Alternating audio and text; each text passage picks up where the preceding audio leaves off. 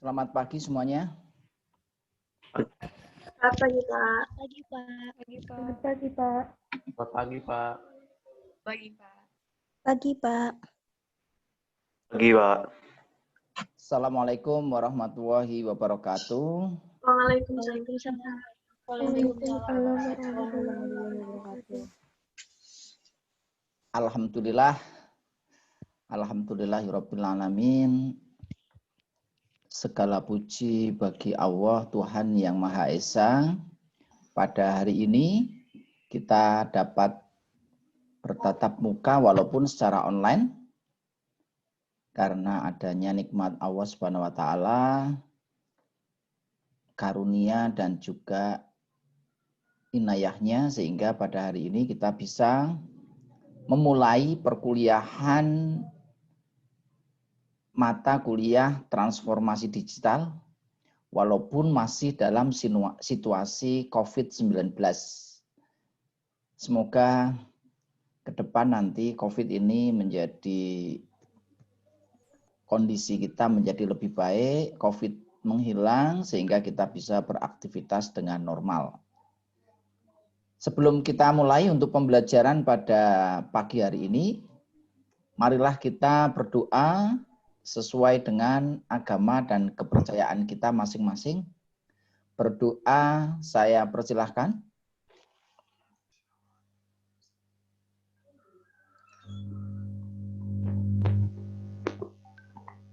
Cukup?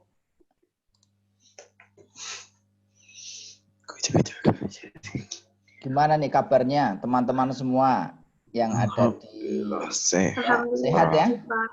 Alhamdulillah sehat, Pak. Alhamdulillah sehat, Pak. Ya, kami berharap ya teman-teman semua, mas-mas, mbak-mbak, adik-adik itu dalam kondisi sehat, bisa beraktivitas walaupun dalam keterbatasan. Pesan kami, ingat selalu protokol kesehatan yang disosialisasikan oleh Kementerian Kesehatan maupun UNY untuk selalu rajin mencuci tangan, yang pertama. Yang kedua, kalau beraktivitas keluar itu pakai masker. Yang ketiga, menjaga jarak. Yang keempat, itu menghindari adanya kerumunan. Dan yang berikutnya adalah menjaga pola hidup sehat. Makan teratur, makan juga bergizi, diusahakan pola hidupnya itu yang sehat. Tidur jangan terlalu malam dan lain sebagainya. Baiklah, untuk pada pagi hari ini kita isi dengan kuliah perdana. Kuliah perdana nanti tidak usah berat-berat ya. Sebenarnya untuk materi kuliah nanti sudah saya upload ya di e-learning Bismart, di Google Classroom, dan juga untuk video pembelajaran ada di YouTube. Jadi nanti kalau adik-adik ya atau teman-teman sekalian pengen membahas lebih jauh mengenai materi ini nanti bisa diakses di e-learning. Nah, untuk mengawali kuliah saya hanya ingin memberikan pengantar saja. Jadi pada hari ini nanti kita akan membahas tentang pengenalan apa sih yang dimaksud dengan transformasi digital. Ini adalah salah satu kompetensi penting pada era revolusi industri 4.0. Nah, sehingga di sini nanti kita perlu memahami apa sih yang dimaksud dengan transformasi digital. Sebelum kita mulai, mungkin kita perkenalan diri dulu.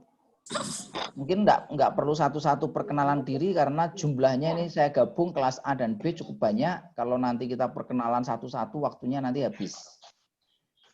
Kalau saya enggak apa-apa, waktu habis karena saya memang sudah saya niatkan untuk kelas ini gabung. Cuma bagi Anda mungkin ada yang mengalami masalah pulsa dan lain sebagainya. Jadi yang kenalan nanti saya saja.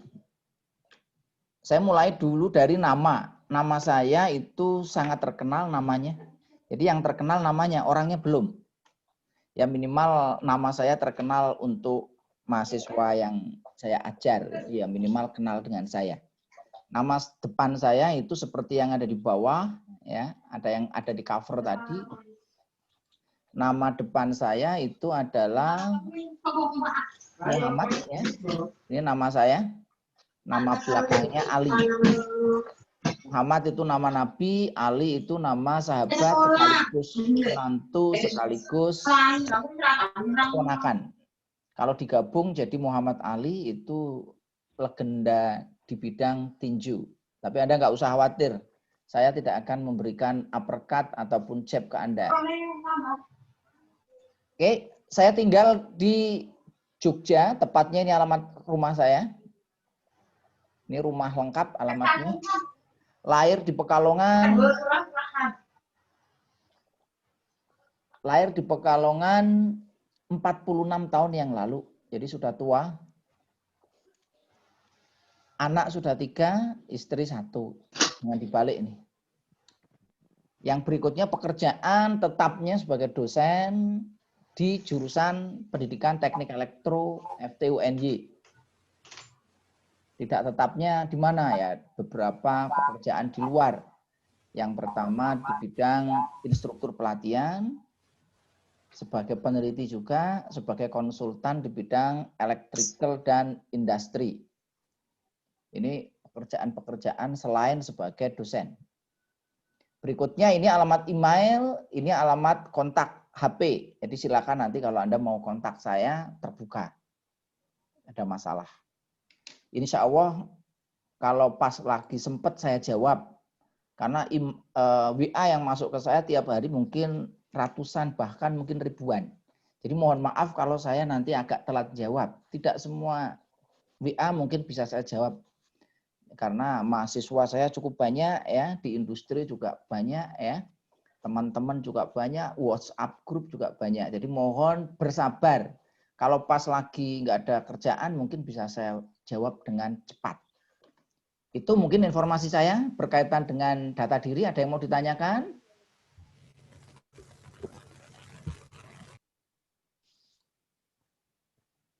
Belum ada? Saya lanjutkan. Nah, mungkin bagi sebagian besar Anda, ini karena semester baru, saya ucapkan selamat kepada Anda sudah diterima di UNY.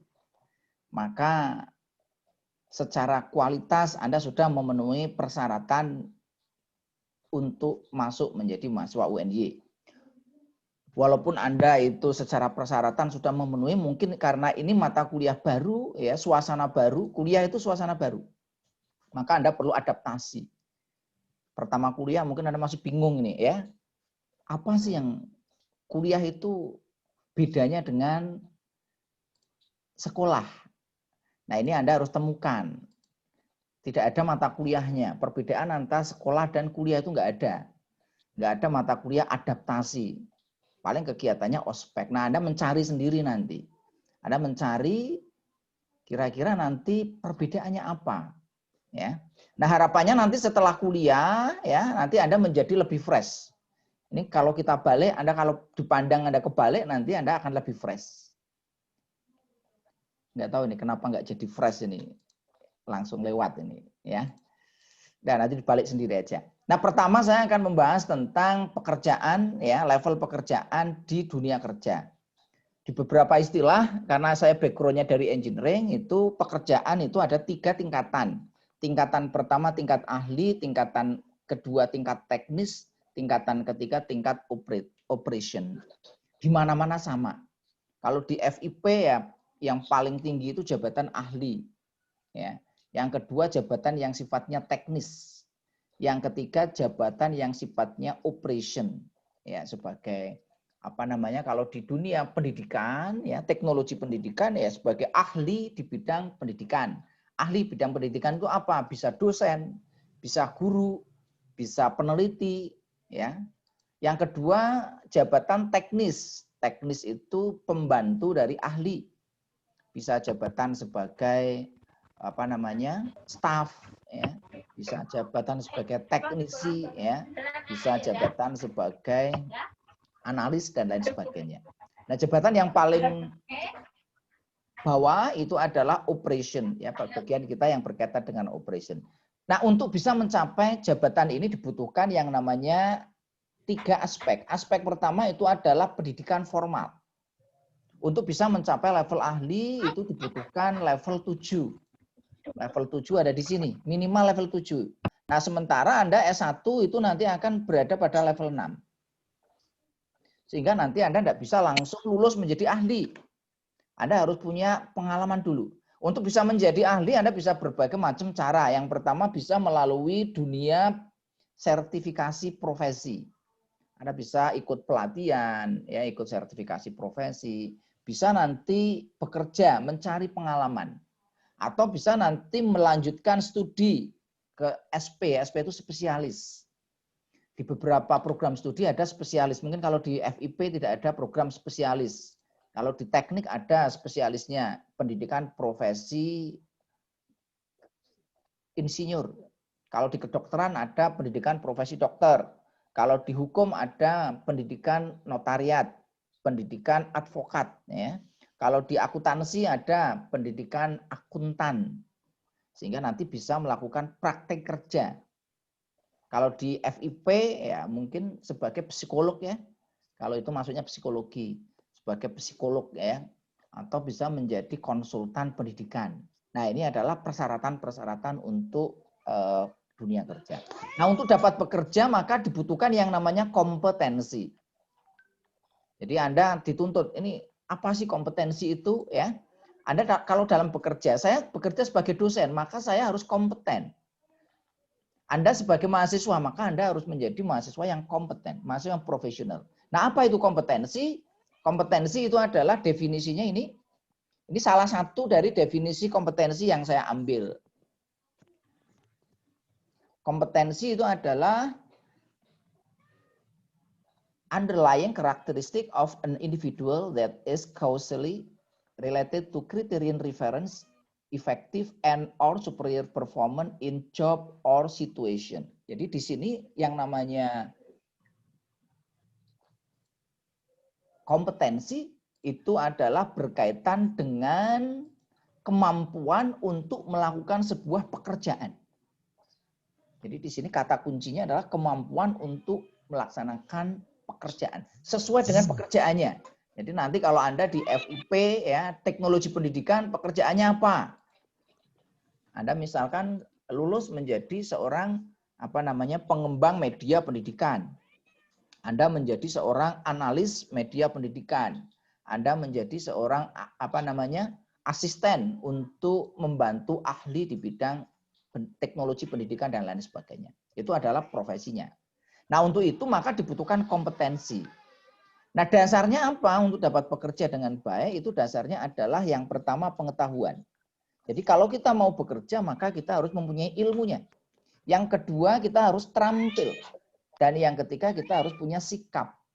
Ini yang mendasari. Nah, silakan nanti Anda kembangkan. Ya. Ini contoh kalau di bidang teknik ya. Ini pekerjaan di bidang teknik. Ini kebetulan slide-nya kemarin saya buatnya di bidang teknik. Nanti saya sesuaikan untuk slide berikutnya untuk bidang-bidang teknologi pendidikan. Ya. Jadi kompetensi itu adalah kemampuan seseorang yang dapat terobservasi, dapat diukur. Anda mampu apa? Anda mau membuat media pendidikan, media pembelajaran pakai misalkan Android, itu terukur. Ya. Apa yang diukur? Pengetahuannya, yang kedua keterampilannya, yang ketiga sikap kerjanya. Acuannya apa? Acuannya adalah standar performansi yang telah ditetapkan. Jadi di masa pandemik ini, alhamdulillah kita dituntut untuk menggunakan teknologi pendidikan. Ini sesuai dengan prodi Anda ini, TP ya. Teknologi pendidikan. Salah satu teknologi pendidikan adalah menggunakan pembelajaran ya, e-learning. Baik yang sinkron maupun asinkron. Sinkron itu artinya kita itu bertatap muka. Saya online, Anda online, itu sinkron.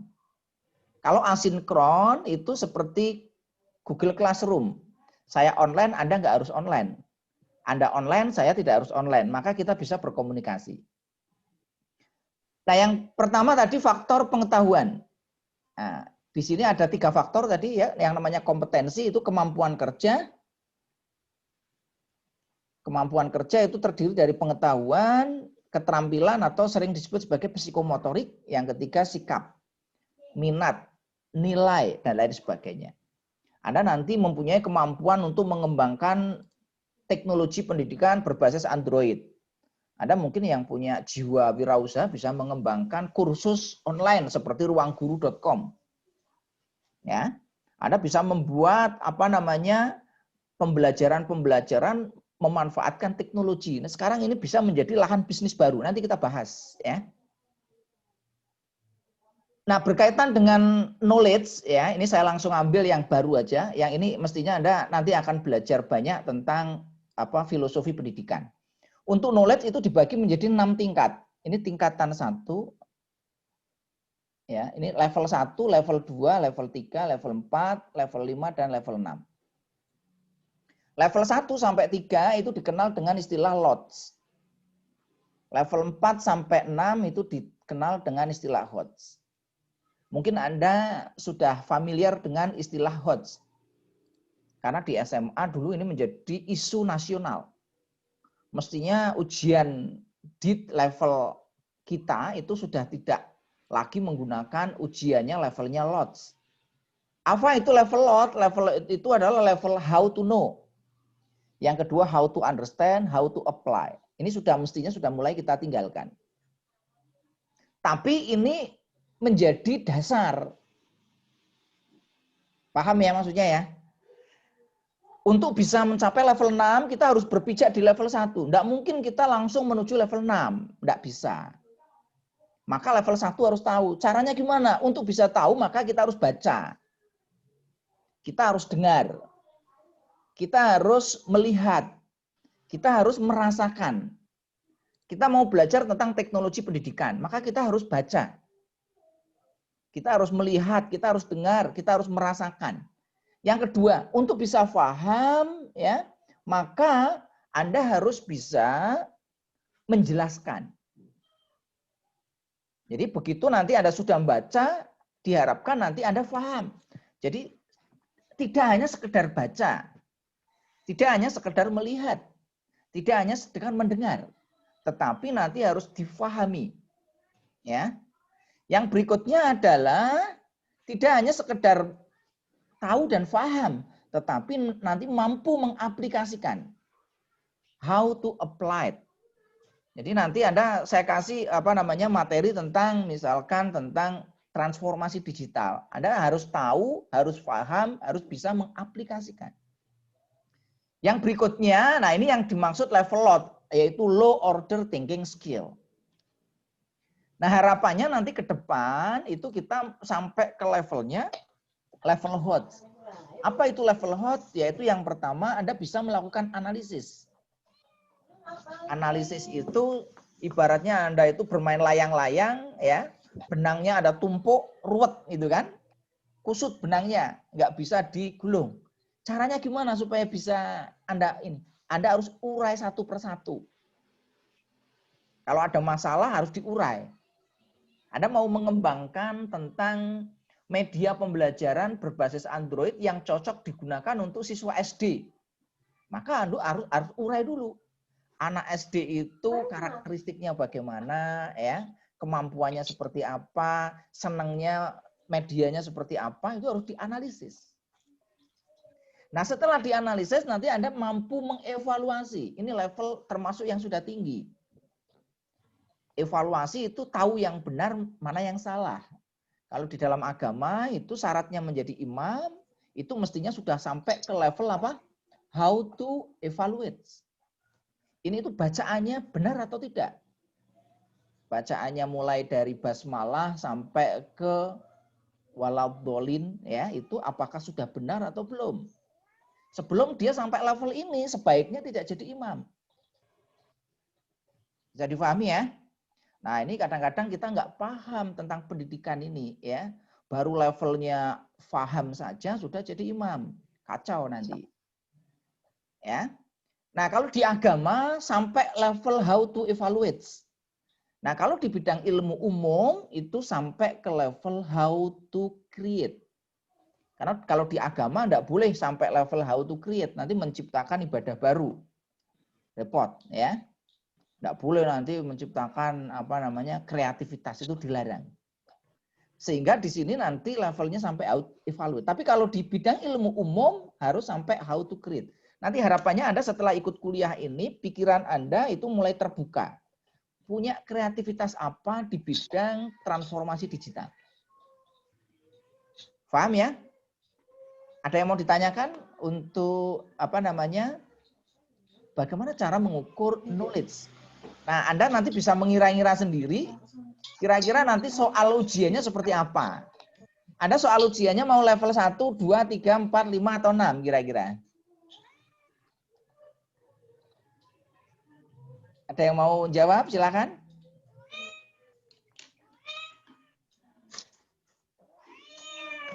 Kalau pingin mudah ya jawabannya pakai level 1 aja. Ya. Ciri-ciri level 1 pertanyaan apa? Ya. Siapa nama? Itu soal level 1. Di mana? Kapan? Ya. Sebutkan. Itu level 1. Tapi kalau level 2 itu sudah mulai menjelaskan. Pertanyaannya ya jelaskan. Itu level 2. Kalau level 3 pertanyaannya suruh menerapkan. Ya. Saya punya misalkan apa namanya kode program. Kira-kira nanti kalau di running nanti seperti apa? Saya punya masalah ini. Ini kalau dipecahkan seperti ini hasilnya seperti apa? Itu menerapkan. Menganalisis nanti soalnya mengurai ya. Kalau ada sistem seperti ini kekurangannya apa? Kelebihannya apa? Itu soal-soal how to analyze. Kalau soal evaluasi, saya punya sebuah contoh kasus, saya minta Anda untuk melakukan evaluasi. Kalau create nanti berupa penugasan, supaya nanti Anda muncul kreativitas. Atau nanti ujiannya pakai level 1 aja, biar nanti nilainya dapat A semua. Ya nanti kita sesuaikan untuk masalah nilai enggak terlalu masalah ya. Yang penting Anda semangat untuk belajar dulu. Nah, yang kedua masalah keterampilan. Keterampilan kalau tadi pengetahuan levelnya ada 1 sampai 6, kalau keterampilan levelnya 1 2 3 4 5. Ada 5. Apa saja levelnya? Cara ngukurnya begini. Orang dikatakan terampil itu yang pertama. Kalau Anda masih level 1, itu mesti selalu minta contoh. Suruh kasih tugas, Pak, contohnya mana, Pak? Ya, formatnya seperti apa? Ya, berarti ini Anda masih level 1. Untuk level 2, nanti Anda sudah tidak membutuhkan apa? Contoh. Pengen level 1 atau level 2 atau level 3? Kalau level 3 ya, mengerjakan sesuatu tanpa meniru ya, sudah dengan lancar dan tepat. Kalau disuruh membuat tugas A ya, yang dikerjakan A, bukan B. Lancar. Ya. Level yang keempat itu namanya articulation ya, sudah mulai dapat melakukan pekerjaan tanpa contoh dengan lancar dan tepat. Hasilnya akurat dan waktunya cepat. Nah, yang paling tinggi itu adalah naturalization. Jadi nanti Anda diharapkan sampai ke naturalization. Kalau ada media seperti ini secara natural itu muncul. Ini media ini tidak cocok digunakan untuk pembelajaran anak SD, anak SMP, anak SMA, anak SMK, mahasiswa, dan lain sebagainya. Itu nanti sudah spontan dan otomatis. Oh, ini pemilihan warnanya nggak pas. Pemilihan hurufnya kurang pas. Ya. Ukurannya kurang sesuai. Foreground dan background-nya. Nah, ini contoh-contoh misalkan nanti pengembangan teknologi pendidikan. Oh, kalau pakai e-learning untuk anak SD nggak cocok. Baca aja belum bisa, pakai e-learning. Oh, cocoknya nanti yang pakai ini, pakainya model seperti ini. Nah, ini Anda punya kemampuan spontan. Nah, yang ketiga adalah kaitannya nanti dengan attitude. Attitude ada beberapa level ya. Level yang pertama itu biasanya orang pertama kali kalau belum kompeten, itu mesti dia akan menerima. Ya seperti ini, Anda masih semester 1, saya dikasih kuliah sama dosen, itu Anda kan mantuk-mantuk ini kan? Karena masih semester 1. Nanti kalau udah semester 3, ya, Anda sudah mulai apa? Menanggapi, bertanya, memberi masukan, ya, protes, dan lain sebagainya. Ini baru level 2. Level 3 nanti Anda sudah mulai menghargai. Kalau ada perbedaan pendapat, oh ya, ini bagian dari demokrasi. Kebebasan berpendapat. Jadi tidak menang sendiri. Orang yang senangnya menang sendiri ya dia masih levelnya masih level bawah ya. Mampu mengatur diri dan disiplin. Ini harapannya. Kuliah jam 7.30 langsung masuk ya. Tugas dikumpulkan paling lambat minggu depan, langsung dikumpulkan. Nah, ini adalah organisasi mengatur diri dan disiplin. Nah, yang paling tinggi adalah characterization, menjadikan pola hidup, menjadikan karakter dan lain sebagainya. Oke, ada pertanyaan sampai di sini? Mungkin ini pengenalan awal dulu ya, sebelum nanti kita masuk materi. Ada yang mau ditanyakan?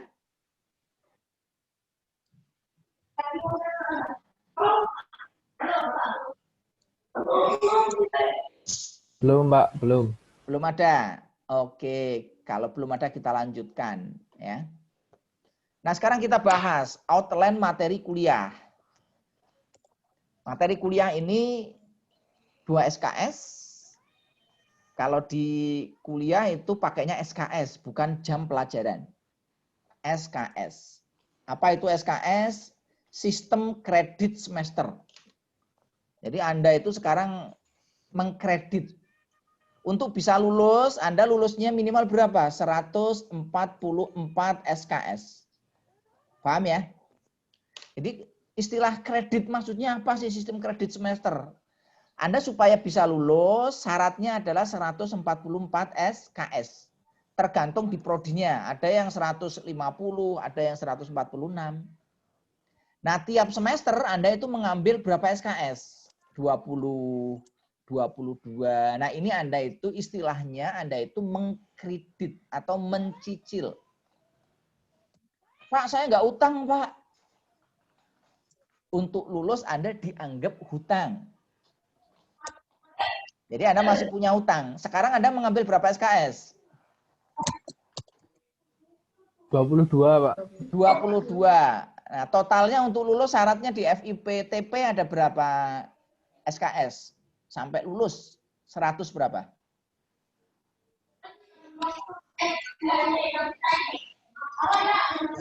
Belum tahu ya. Nanti dilihat di kurikulumnya. Misalkan 144, berarti Anda kalau nanti 22 itu lulus semua, berarti nanti Anda kurang 122 di akhir semester 1. Anda ngambil lagi 22 lagi, kurang berapa? Nanti sampai terakhir lunas. Kalau Anda sudah lunas, Anda lulus.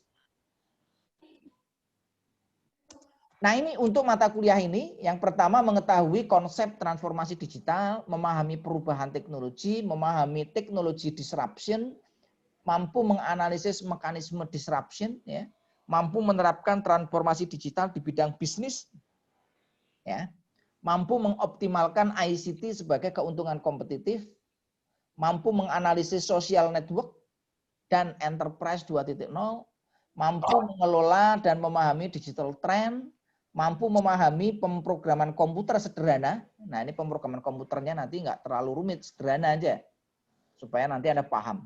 Mampu mengelola dan memahami cloud teknologi dan big data. Ini kira-kira. Ya, ini gambarannya ya. Nah, sekarang kita masuk ke materi yang pertama sebagai pengenalan. Jadi saya bahas, ini pesannya Pak Presiden. Ini Pak Presiden kita yang apa namanya terpilih secara 2 periode ya. Jadi pesan Pak Presiden mengatakan bahwa di era sekarang itu adalah era revolusi industri 4.0.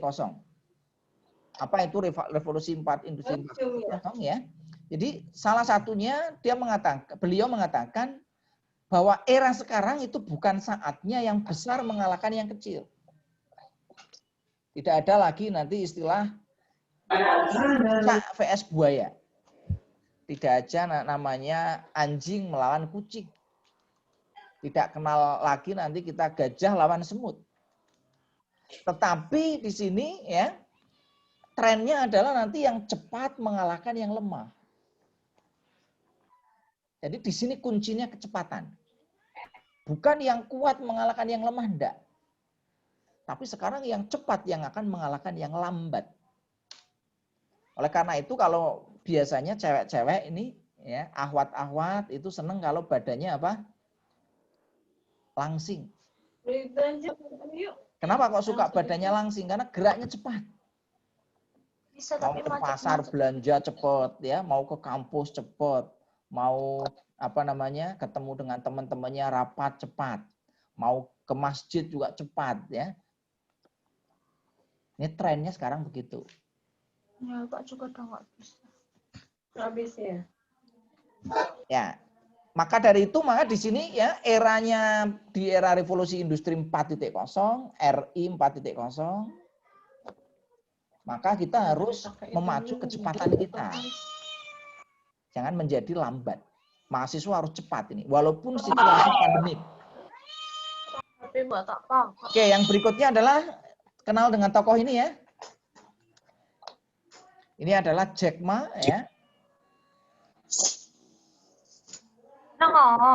Pendiri dari Alibaba, kebetulan namanya sama dengan nama saya ini.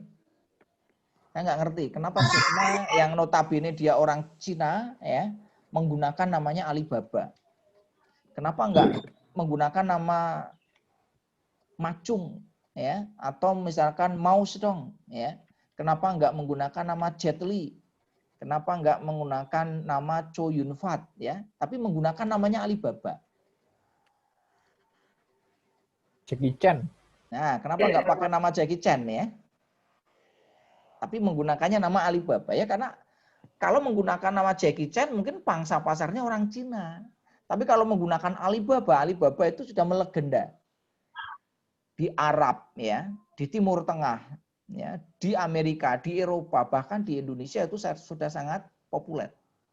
Sehingga Jack Ma itu menggunakan nama ini. Pendapatnya adalah bisnis yang tidak segera beradaptasi dengan era digital maka akan tersingkir.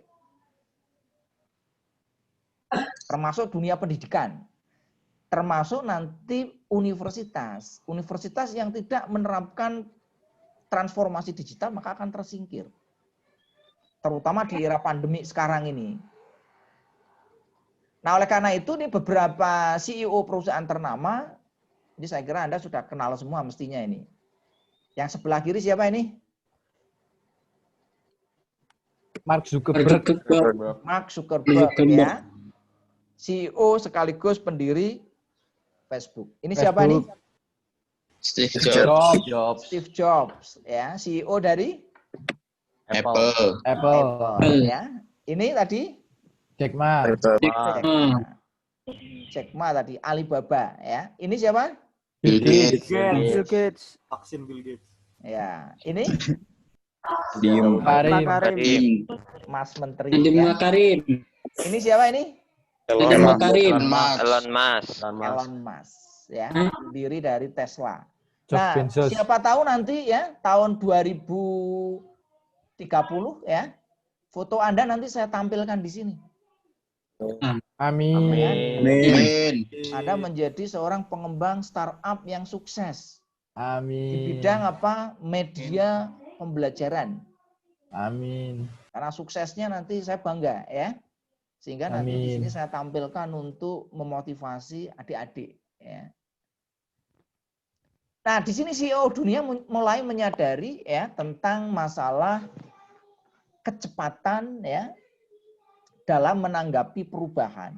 Jadi dunia ini dinamis, tidak statik ya. Maka di sini harus kita lakukan upaya cepat untuk melakukan perubahan. Antisipasi terjadinya yang namanya disruption innovation.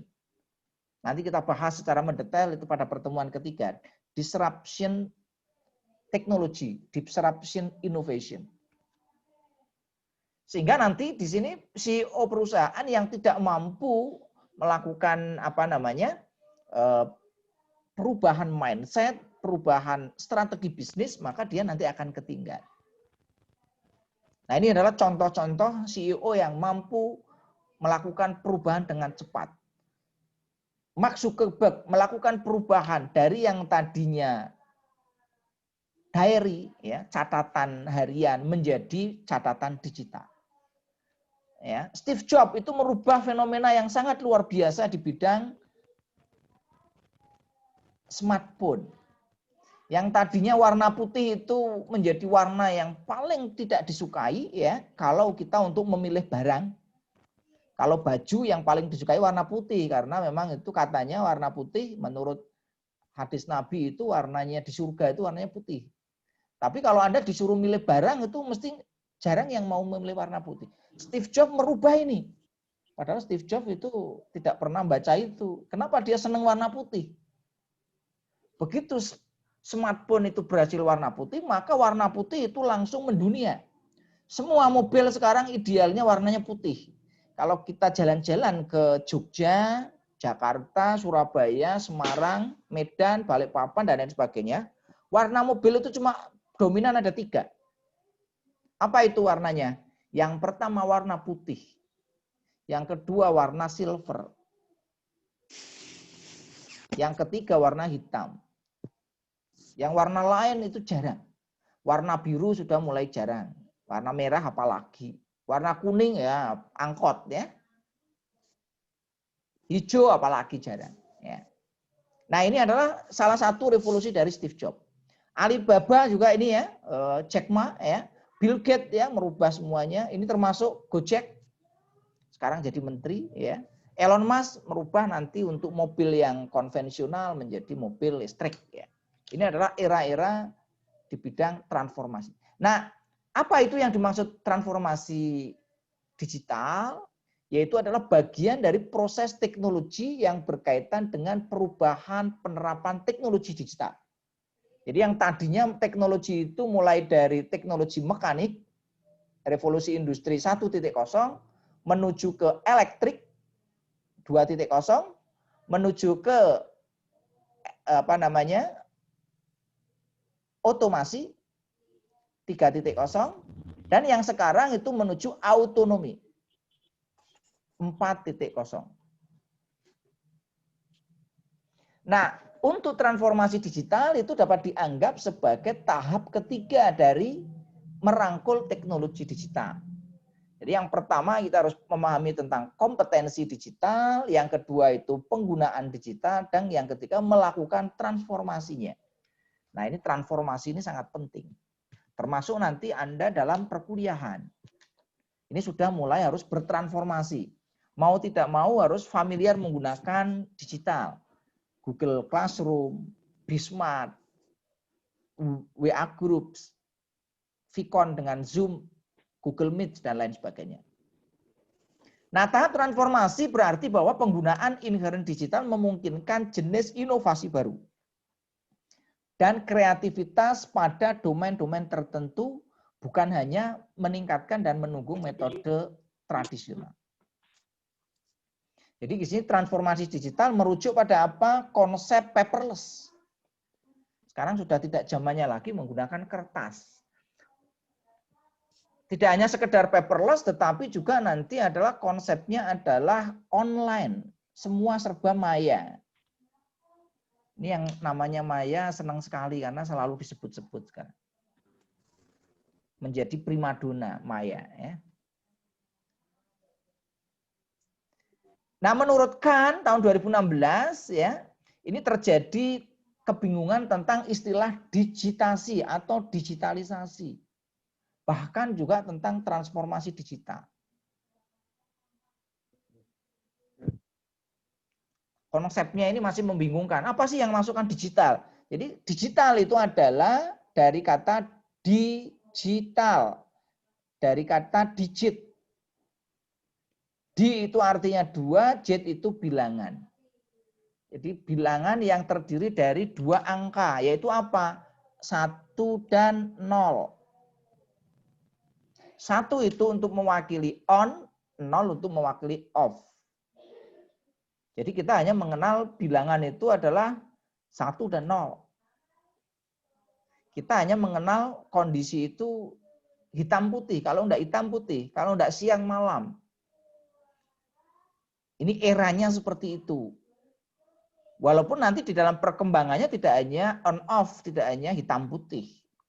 Kita bisa mengembangkan digital dengan model-model yang penuh dengan warna. Tetapi dibangun dari konsep digital. Nah, oleh karena itu nanti pemahaman digital nanti akan kita bahas ya supaya Anda mengetahui tentang bagaimana konsep digital. Nah, ini revolusi yang terjadi ya. Perubahan di bidang industri ya mulai dari 1.0, 2.0, 3.0, 4.0. Cirinya apa? 1.0 mekanik, 2.0 elektrik, 3.0 adalah automation, 4.0 cirinya adalah menggunakan cyber physical system, Internet of Things, dan network. Kalau kita lebih ini ya, abadnya 18 untuk revolusi industri 1.0, siapa tokohnya? Yaitu adalah James Watt dan kawan-kawan. Abad 19 mulai ditemukannya listrik. Siapa tokohnya? Yang pertama Thomas Alva Edison, Michael Faraday, dan kawan-kawan. Revolusi industri 3.0 yaitu penemuan transistor. Mulai berkembang komputer. Mulai berkembang telekomunikasi, telepon ya. Mulai berkembang teknik komputasi dan digital. Nah, sedangkan era revolusi industri 4.0 yaitu sekarang ini ya mulai tahun 2010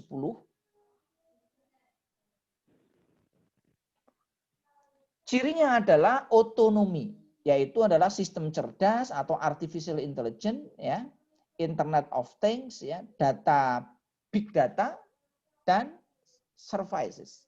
Nah, kalau kita lihat secara detail ada ini ya, everything online, digital economy, kita pembayaran sudah tidak lagi membutuhkan uang. Cukup pakai kartu. Klik aja. PayPal, Bitcoin. Ya. Terus menggunakan internet banking. Itu GoPay, OVO. Ya. Dan banyak lagi lah ya kalau kita lihat tentang digital economy. Ke depan mungkin kita nggak perlu uang mungkin ke depan. Uang itu sudah dalam bentuk kartu digital. Yang berikutnya IoT. Sekarang hampir semua peralatan bisa terhubung ke internet. Lampu bisa dikontrol lewat internet, TV ya dan lain sebagainya. Yang berikutnya AI. Sudah dilengkapi dengan sistem cerdas. Big data. Hati-hati sekarang kalau kita posting sesuatu di sosial media karena nanti akan menjadi jejak digital. Jejak digital nggak akan bisa dihapus. Walaupun kita del ya, karena ini sudah menyebar. Yang berikutnya robotik, print 3 dimensi. Nah, ini menjadikan munculnya efek yang namanya disruptive technology. Yang berikutnya muncul autonomous machine, machine learning dan lain sebagainya. Ini kira-kira untuk revolusi industri 4.0. Ini kalau kita lebih detailnya secara teknis nanti bisa dibaca lagi. Ya. Oke, sejarahnya teknik digital itu diawali kapan ya? Jadi teknik digital itu ya semenjak ditemukannya sistem numerik berbasis 2 atau bilangan biner. Bilangan biner sebenarnya sudah lama ya. Yaitu yang memiliki nilai 0 dan 1. Nah, ini pertama kali dikembangkan oleh sarjana yang namanya Boole. Sehingga nanti kita kenal dengan istilah Boolean ya, tahun 1854. Yang berikutnya Shannon dan Josh Tibbits itu tahun 40-an. Itu mengembangkan konsep bilangan biner yang dikembangkan oleh Boole sehingga menjadi sistem yang bisa diimplementasikan. Nah, setelah munculnya komputer digital, istilah digital itu mulai populer. Ya. Nah, sedangkan komputer elektronik itu mulai dikembangkan tahun 39. Kita belum merdeka, ya, di Eropa dan Amerika itu sudah mengembangkan komputer elektronik. John Atanasov, ya. Nah, ini yang memang kita perlu mengejar dengan cepat, ya. Komputer yang pertama kali dijual ya untuk keperluan pribadi yaitu muncul tahun 77. Mungkin Anda belum lahir. Pertama kali dijual oleh IBM. Kalau dulu komputer bukan IBM itu dianggap komputer jangkrik. Kalau sekarang komputer IBM malah aneh karena nggak ada komputer yang mereknya IBM. IBM sudah menjadi zombie. Sudah menjadi mayat. Sekarang IBM beralih ke bidang pengembangan software. Ya.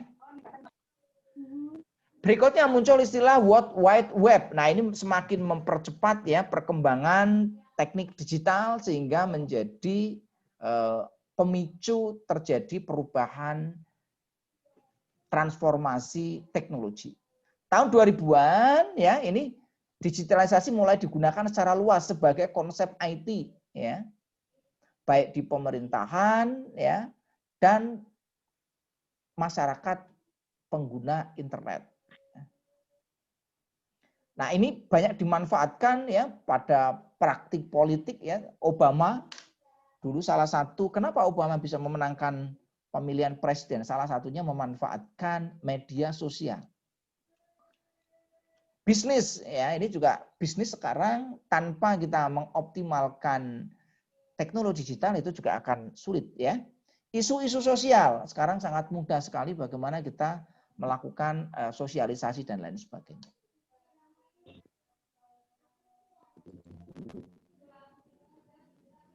Nah, apa yang harus kita lakukan sekarang ya?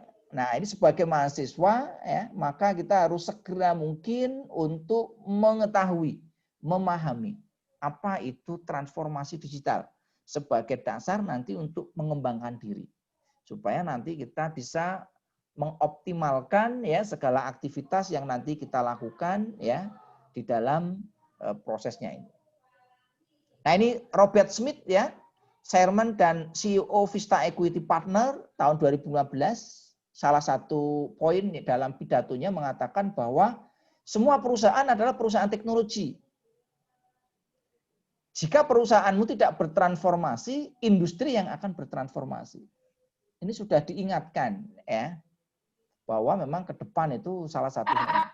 Ya. Oke, mungkin ada yang ingin ditanyakan atau ditanggapi berkaitan dengan materi awal ini. Silakan kalau ada yang mau ditanyakan.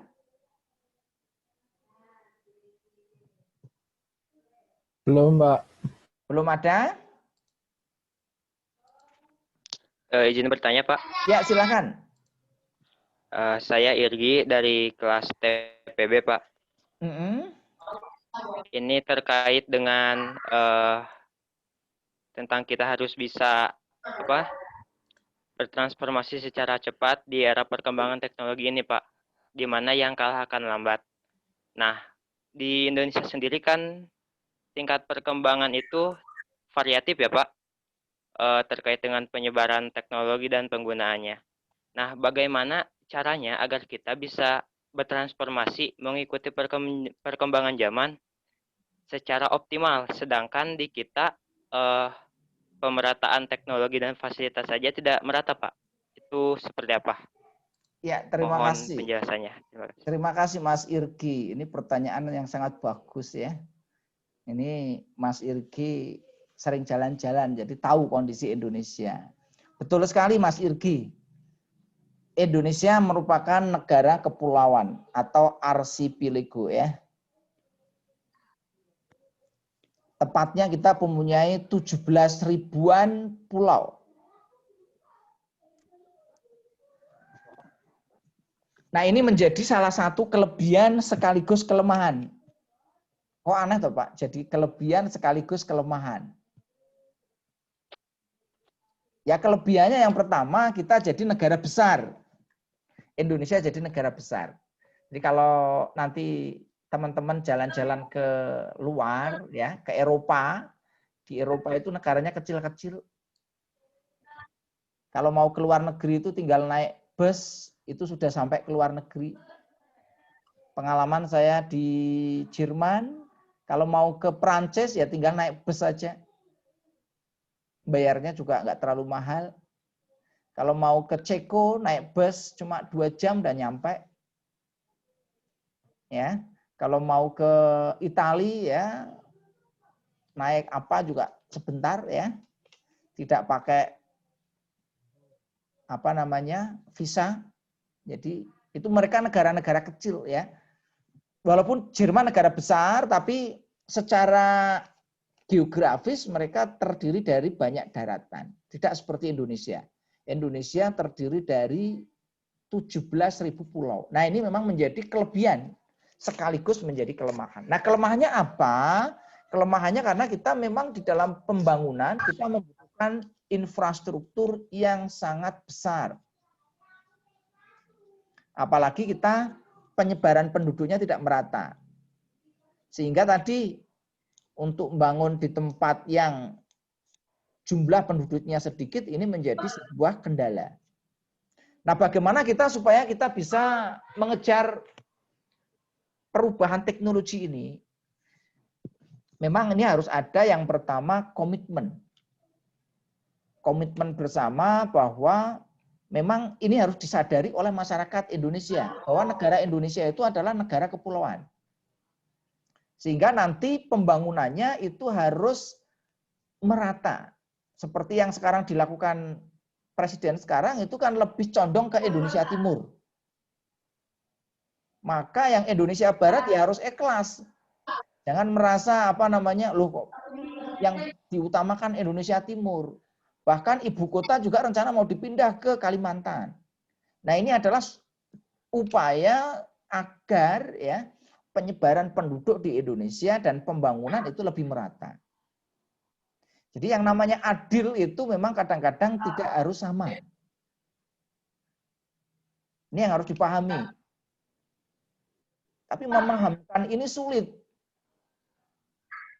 Karena masih banyak apa namanya kita itu kelemahan masyarakat kita kan tidak pada level sampai ke create tadi ya. Dari sisi attitude ya, sikap itu tidak sampai pada level yang characterization. Harusnya kalau orang sudah pendidikannya tinggi, itu yang dipikirkan adalah kemaslahatan. Bagaimana nanti supaya maju bersama. Nah ini yang perlu ya. Nah gimana caranya untuk bisa mengadopsi teknologi ini?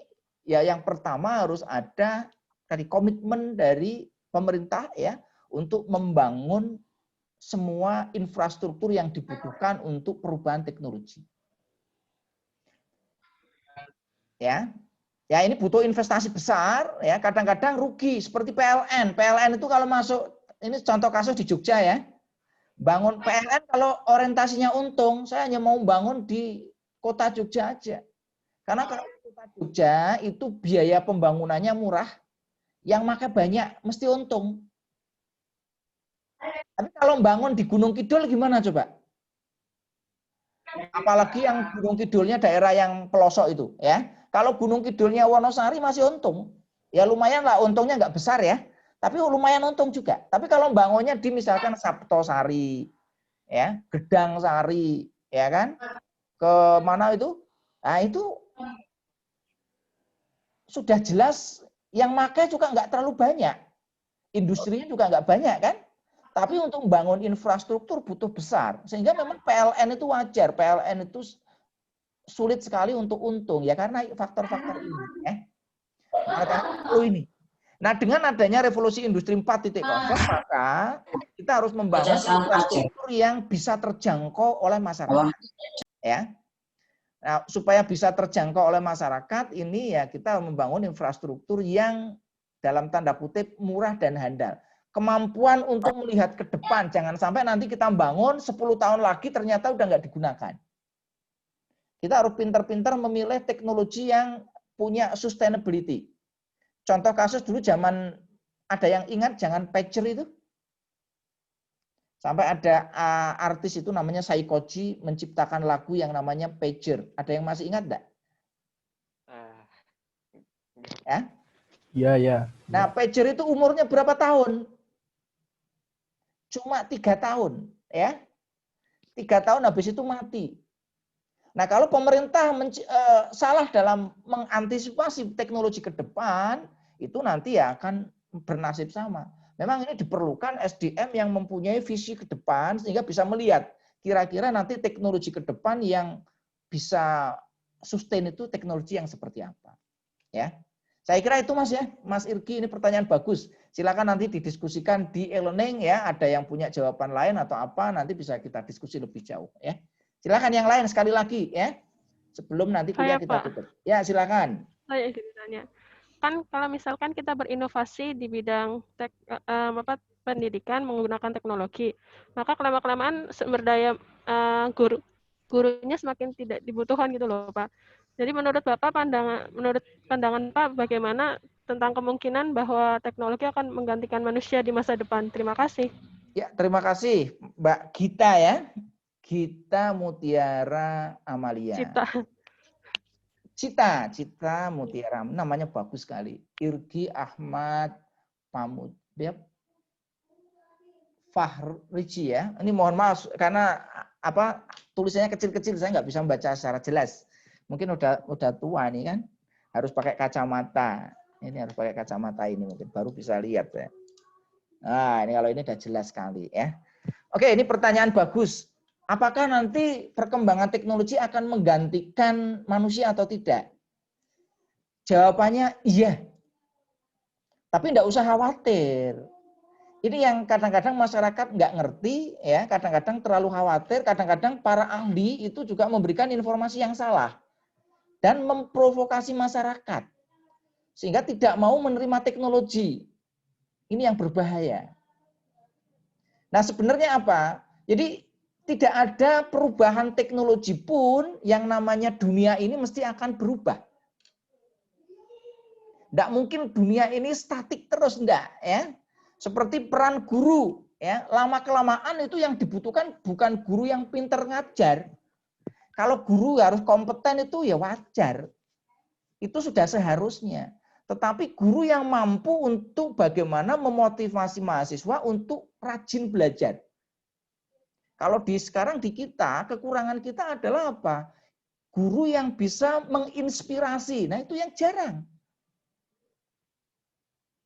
Dosen yang bisa menginspirasi. Seandainya dosen kita bisa menginspirasi, bisa memberikan tauladan, bisa memberikan arahan, bisa memberikan dorongan, sehingga mahasiswanya menjadi pinter, menjadi produktif, inovatif, dan lain sebagainya, negara ini maju dengan sangat cepat.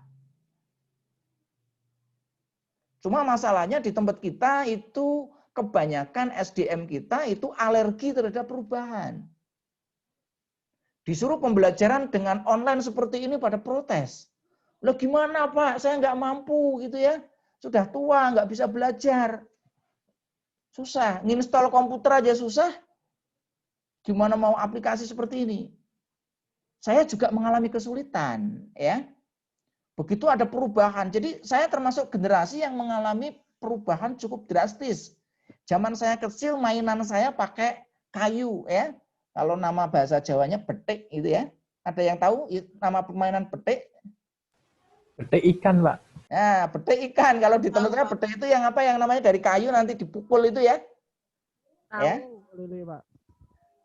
Kondi. Ya, mainan saya layang-layang, mainan saya kelereng ya. Mainan saya peta umpet, saya mengalami itu. Kalau main agak canggih dikit, nanti pakainya Game Watch, Tetris. Ya, sekarang tinggal nama, walaupun sekarang dimodifikasi yang baru. Setelah itu saya berubah lagi muncul ya, game-game yang lebih inovatif dari itu. Saya juga mainannya kalau anak-anak cewek itu dakon. Saya masih ingat betul mainan-mainan itu. Bayangkan sekarang mainan kita sudah mainan Mobile Legends, Clash of Clans, ya. Apalagi yang sekarang lagi ngetren nih ya. PUBG. PUBG. Ya. Free Fire. Sudah sangat kompleks. Ini kalau saya nggak update, itu kadang-kadang sama anak saya juga kadang-kadang ketinggalan informasinya ini. Termasuk dalam dunia HP, dan pertama kali saya punya HP itu tahun 2001. Gaji pertama saya belikan HP. Tahun 2001 mau tahu ya, HP dengan kartu itu mahal kartunya. Saya beli pertama HP harganya 600.000. Kartunya harganya berapa? 1,5 juta. Kok bisa Pak harga kartu lebih mahal? Ya karena zaman dulu kartu itu terbatas. Apalagi zaman dulu mereknya kartunya adalah Telkomsel, Nusantara, paling mahal. Kalau XL paling murah, Mentari nomor 2. Dulu belum ada Tri. Dulu punya kartu itu hanya bisa untuk telepon. Sekali telepon harganya mahal. Ya kan? Sebelum saya pakai itu ada teknologi yang namanya AMPS. Dulu yang pakai dosen saya, kenapa dosen saya pakai itu harga telepon zaman itu harganya 30 juta. Ya. Yang punya ya dosen-dosen yang punya kerja di industri. Kalau dosen hanya ngajar tok nggak bisa beli karena seharga mobil. Harga mobil Katana pada saat itu harganya cuma 22 juta. Jadi lebih mahal telepon. Ini perkembangannya ya. Ini sangat pesat sekali. Sehingga saya mengalami dari mungkin zaman tradisional sampai sekarang zaman yang canggih. Nah, oleh karena itu ya, caranya bagaimana? Ya kita harus siap untuk berubah.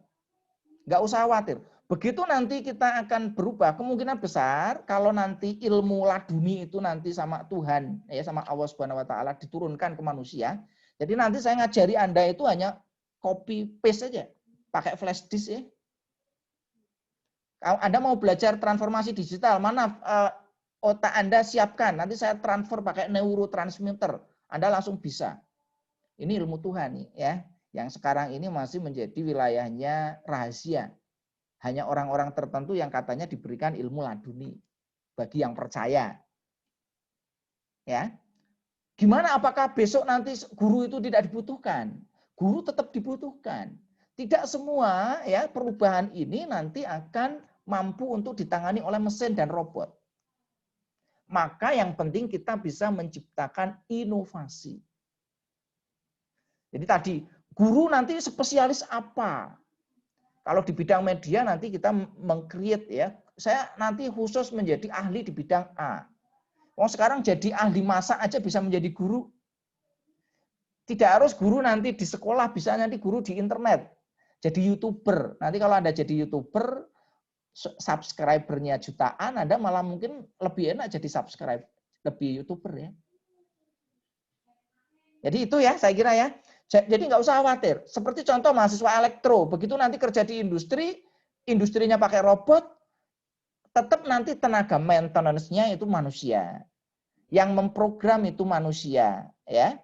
Yang melakukan instalasi manusia. Belum robot nggak bisa melakukan ini sendiri, ya. Sehingga tetap nanti butuh orang-orang yang cuma nanti beda pekerjaannya. Yang tadinya operator berubah menjadi maintenance, berubah menjadi programmer, berubah menjadi analis, berubah menjadi trainer, dan lain sebagainya. Saya kira itu ya Mbak Cita ya. Terima kasih Pak. Saya Pak. Ya? Mau sekali lagi? Ya, saya udah sekali lagi nggak apa-apa. Mas siapa ini? Juki Andeka. Juki Andeka, ya silakan. Sebelumnya saya minta maaf terlebih dahulu Pak, karena saya sering logout sendiri Zoom-nya karena jaringan WiFi-nya error. Ya, enggak apa-apa begini, Mas. Pak. Ya. Begini Pak, sekarang ini di dunia sudah mengglobalisasi yang namanya dengan teknologi. Nah, khususnya di Indonesia, teknologi itu bisa dikuasai oleh orang-orang tertentu. Nah, yang ingin saya tanyakan begini Pak, bagaimana cara kita mengedukasikan transformasi digital atau teknologi yang sebagai jalan kemajuan untuk suatu bangsa di tengah-tengah kehidupan masyarakat di pedalaman, Pak. Begitu, Pak. Sekian, terima kasih. Wassalamualaikum. Ya, terima kasih. Terima kasih Mas Joki Andeka. Ini pertanyaan bagus. Ini hampir mirip dengan yang tadi nih. Gimana sih caranya untuk mengupdate, mengupgrade ilmu dan teknologi terutama di daerah-daerah pedalaman. Nah, sekarang kita beruntung. Kita itu sekarang itu di dunia maya itu semua sudah lengkap. Anda mau belajar apa itu lengkap. Jadi kalau sekarang saya mau belajar tentang apa?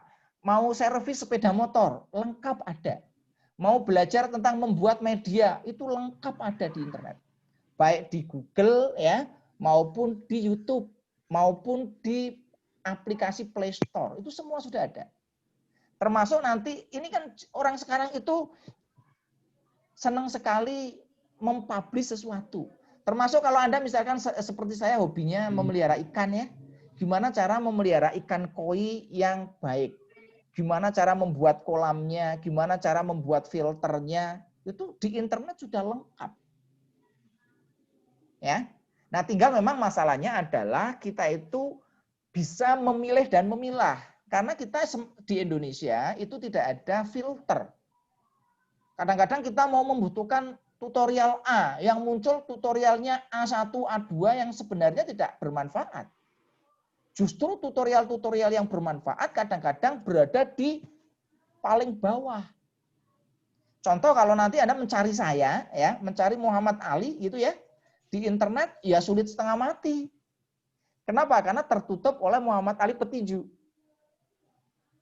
Tertutup oleh nama Muhammad Ali yang lebih tenar. Dibanding misalkan mencari namanya Joki Andeka, itu mudah. Mencari Irgi Ahmad Fahriji, mudah. Mencari Mbak Cita Mutiara Amalia, itu mudah. Tapi nama Muhammad Ali, nama populer. Ya.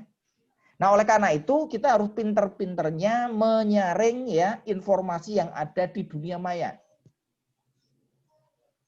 Bedanya kalau kita belajar di YouTube itu tanpa verifikasi. Ini yang nulis siapa toh?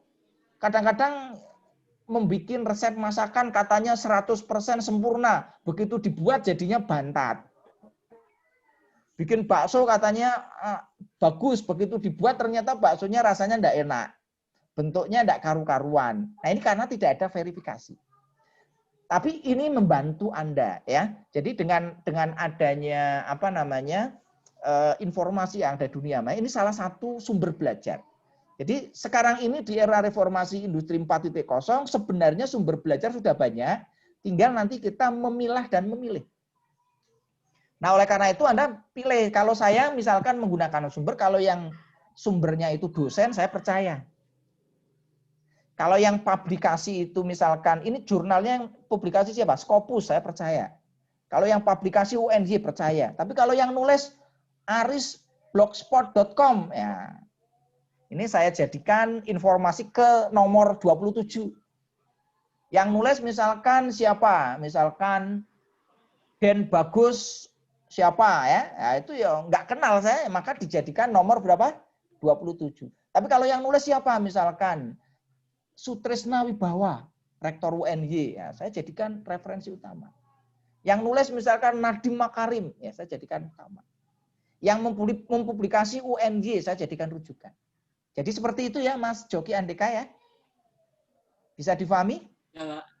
Ya, jadi yang penting kita Bisa, semangat Pak. untuk belajar. Ada satu lagi, Pak. Ya, satu lagi. Ya boleh lah, nggak apa-apa. Ini terakhir ya. Silakan. Ya. Lalu dengan keterbatasan program-program dari pemerintah dan program-program dari daerah setempat, kurangnya penyediaan sarana prasarana untuk masyarakat supaya bisa menguasai transformasi digital tadi, Pak. Itu bagaimana konsekuensinya dan solusinya, Pak? Ya, terima kasih ya. Untuk keterbatasan memang ini menjadi masalah. Karena tadi di Indonesia itu ada 17.000 pulau. Ibaratnya kita itu kalau pakai handuk, ya kan?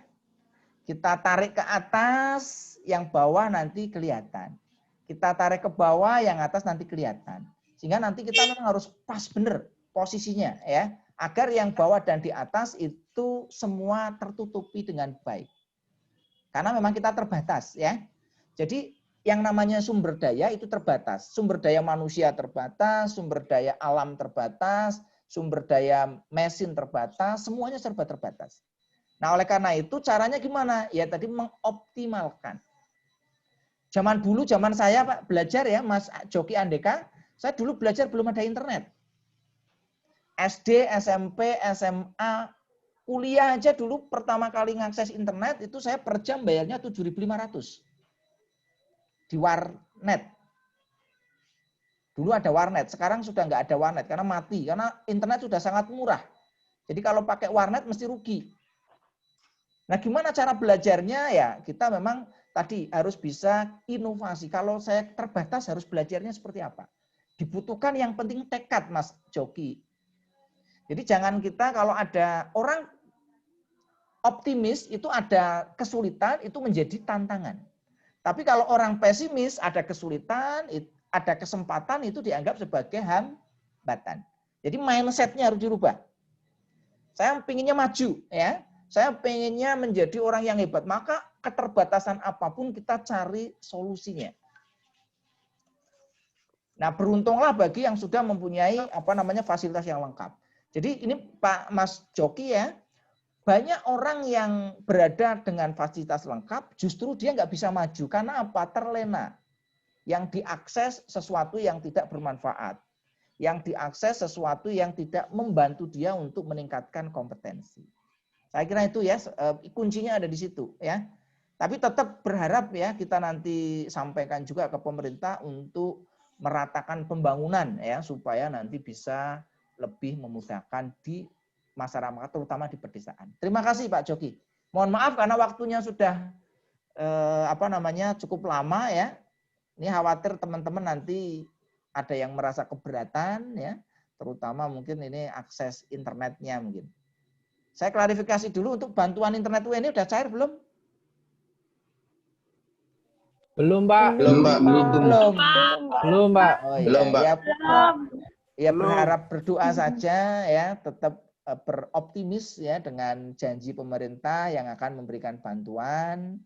Mungkin karena prioritasnya belum mungkin ini. Yang prioritas utama mungkin anak-anak SD, SMP, SMA kan yang jumlahnya lebih banyak ya. Mungkin yang mahasiswa-mahasiswa mungkin prioritasnya terakhir ini ya. Jadi bersabar saja. Husnudon terhadap pemerintah ya. Sambil berdoa bahwa pemerintah itu tetap akan memikirkan rakyatnya dengan baik. Saya kira itu yang dapat kami sampaikan ya. Mohon maaf apabila ada kekurangan dan kesalahan di dalam menyampaikan materi ini ya, karena saya sebagai manusia tempatnya salah dan dosa ya. Untuk itu saya beristighfar kepada Allah Subhanahu wa taala untuk mohon diampuni ya. Astagfirullahaladzim. Terima kasih semua atas partisipasinya. Nanti untuk kuliah selanjutnya kita koordinasi lagi. Monggo silakan kalau pengen Vicon ya, nanti saya sediakan waktu ya. Kalau ada yang keberatan tidak harus ikut, nanti videonya insya Allah nanti saya upload di YouTube supaya nanti bisa diakses oleh teman-teman yang tidak bisa mengikuti secara live. Mungkin itu yang dapat kami sampaikan ya. Sampai jumpa di lain kesempatan ya. Akhirul kalam. Wallahul muwaffiq ila aqwamit thoriq. Assalamualaikum warahmatullahi wabarakatuh. Waalaikumsalam warahmatullahi wabarakatuh. Terima kasih. Sampai jumpa semuanya ya. Jumpa. Terima kasih, Pak. Pak. Terima kasih, Pak. Terima kasih, Pak. Ya, sama-sama.